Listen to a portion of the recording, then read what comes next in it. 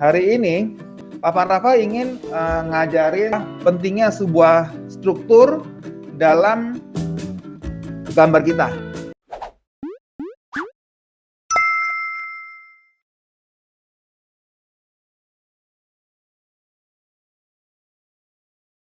Oke, thank you ya. Thank you for coming back to our channel. Hari ini Papan Rafa ingin ngajarin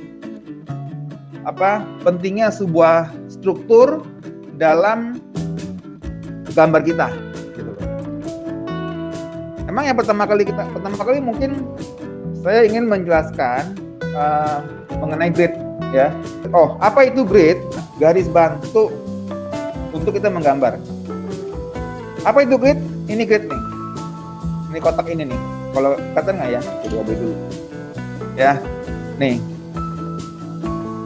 Ini grid nih. Ya, kalau kita ukur panjang grid ini adalah 5 cm. Ya. Kata nggak? Ini 0, ini 5 nih. Ya, kurang lebih 5 cm. Ya, sama juga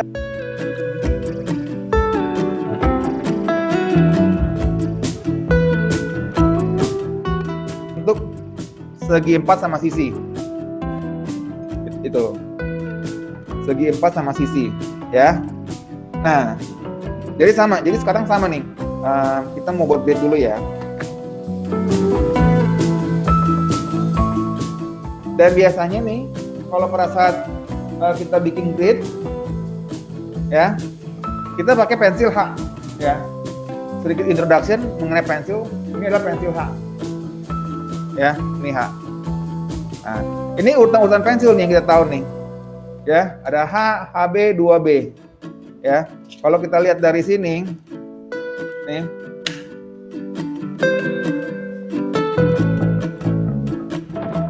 Kata nggak ya? Nah, HB itu di sini. Ya. Kalau kita lihat HB ini tuh dia yang paling light. 2B lebih gelap, 4B lebih gelap lagi, makin gelap, 6B, 7B, 8B dan dia makin gelap lagi yang lainnya. Ya. Jadi pensil HB itu boleh dibilang pensil yang lebih light. Dan H adalah pensil yang lebih light lagi dari HB. Banyak orang nggak gitu suka pakai pensil H. Ya, karena pensil H itu susah ya kelihatannya ya. Susah untuk kelihatan karena dia tipis banget. Nah, tapi pensil H itu sangat bagus untuk dipakai buat sketsa dan untuk pembuatan grid. Sesuatu yang nanti mau kita hapus. Gitu loh. Ya. Sekarang saya mau buat gridnya nih.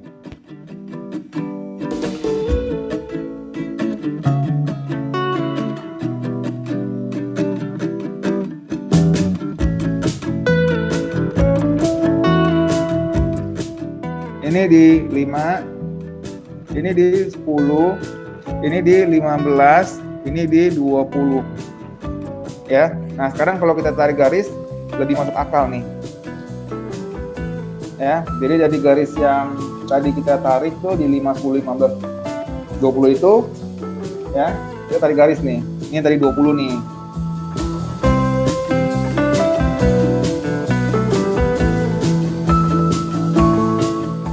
Oke, ya. Lalu udah nih, udah tarik garis ya. Nah, gitu kelihatannya agak tipis ya. Tapi ini garisnya nih.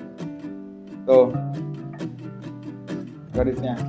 Ya. Lalu di garis ini kita bikin lagi 5 kali 5.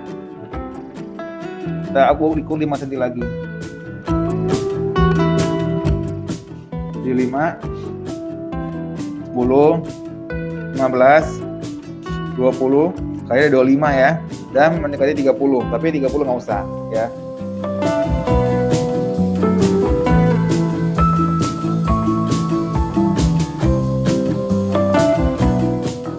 Nah, sekarang kita tarik garis lagi nih.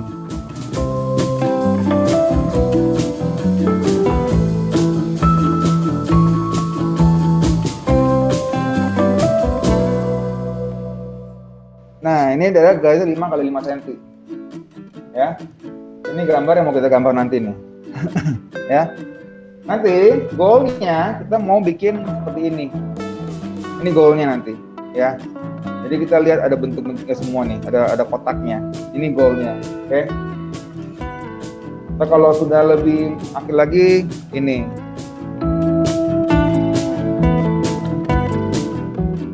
Ya. Jadi pertama kali kita mau bikin nih, ya. Sekarang kita observasi dulu, ya. Oke. Sekarang proses awal yang kita mau gambar, ini namanya sketsa, ya. Sketsa itu biasanya paling bagus seperti yang tadi di awal-awal saya bilang, pakai pensil H, ya. Dan mau saya ajarin sedikit cara pegang pensilnya ya, bukan cara megangnya, lebih ke posisi megang pensilnya, itu penting.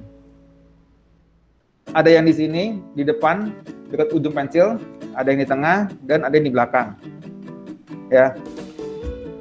Kalau kita pegang, kalau untuk sketsa, biasanya kita taruh pegangnya di belakang. Kenapa? Karena kalau kita pegang di belakang, pada saat pensil kena kertas, posisinya tuh lumayan pendek, ya. Jadi kalau posisi kertas kayak begini nih, ya, dia megangnya kayak ini, posisi pensil di kertas gini nih. Gitu. Misalnya ini kertas nih.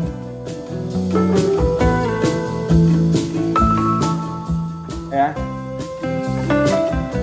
angle pensilnya gini nih.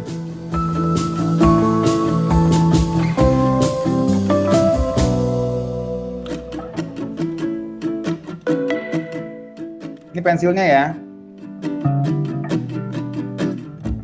Ya, sudutnya lebih pendek. Sudutnya lebih tipis.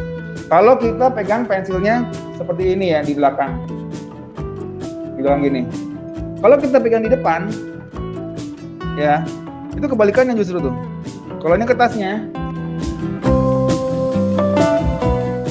kalau kita pegang pensil di depan, cenderung dia lebih neken.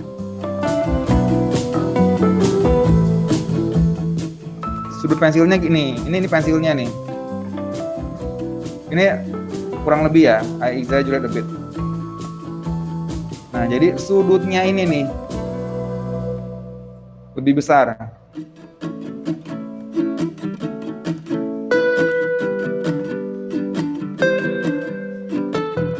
Jadi intinya kalau kita untuk sketsa kita pegang kayak begini. Kenapa? Karena kalau sudut pensilnya lebih kecil, pegang kayak begini, kita boleh tekan pertama pensilnya tidak merusak kertas, tidak bikin kertasnya tanda, dan kita bisa mendapatkan value yang lebih besar dari gelap ke terangnya. Kayak gini misalnya nih. Ya, ini dari oke pakai dulu. Bisa kayak gini nih, ya. Nih, ini dari yang paling gelap.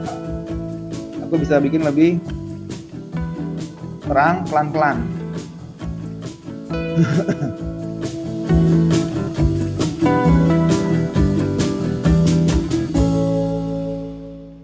Gitu, ya, bisa dikontrol, lebih bisa terkendali untuk menciptakan gelap terangnya kalau nanti kita mau shading. Jadi ini kalau kita megangnya di belakang, sudutnya lebih kecil, value yang diciptakan tentu lebih panjang. Kalau yang ini tentu lebih sulit untuk menciptakan value seperti ini, karena kita megang terlalu ujung dan dia lebih, kalau bahasa saya, dia membuat pensil terasa lebih berat, gitu loh. Tapi megang pensil itu di belakang atau di ujung itu ada plus minusnya. Kayak misalnya kalau kita pegang pensil di belakang, kayak gini nih. Plusnya adalah kita bisa menciptakan value yang lebih besar, value yang lebih banyak. Tapi akurasinya agak sulit kalau kita bisa mau narik garis yang lurus, gitu loh. Ya, akurasinya lebih susah, lebih tidak terkontrol, lebih tidak terkendali. Sedangkan kalau pensil yang, kalau kita memegang di ujung pensil nih kayak begini, ini lebih gampang. Kenapa? Kita mau nulis aja udah kebiasa kayak begini.